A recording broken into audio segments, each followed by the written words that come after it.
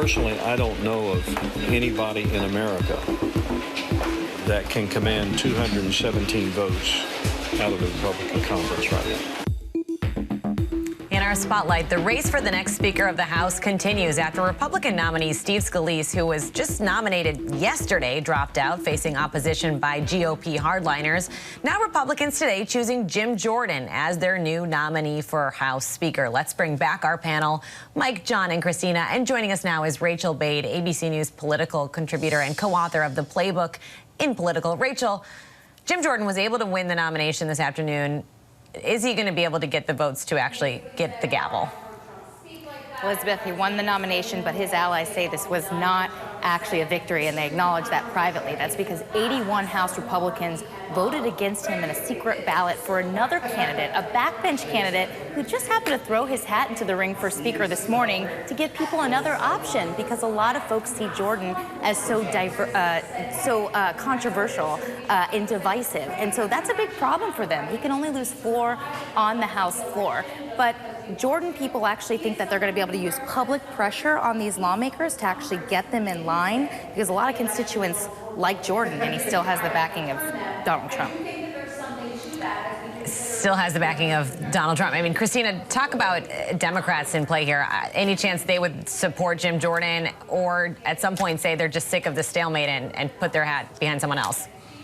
No, I mean, look, at this point, Democratic Minority Leader Hakeem Jeffries has more likelihood of becoming Speaker of the House than Jim Jordan, because he has less votes to flip. If Republicans are going to get serious about having a Speaker that's a Republican, they're actually going to have to put forward a unity candidate, and that's not going to speak to the extreme right of their base. And so right now, it just looks like they don't want to govern. John Cackle, your take, is Jim Jordan the guy who can do that unity? Doesn't sound like it from this panel. No, he's a wolf in sheep's clothing. There's no way that he's going to garner the support. And I completely agree with Christina.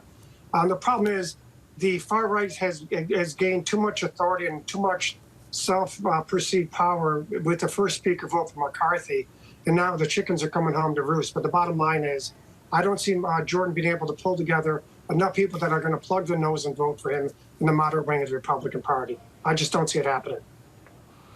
Don't see it happening. By the way, Mike Muse, you correctly predicted Steve Scalise yesterday wasn't going to get it. What's your prediction here on how this shakes out? And Jim Jordan's not going to get it neither. There's no way that he gets to 217. He's too polarizing.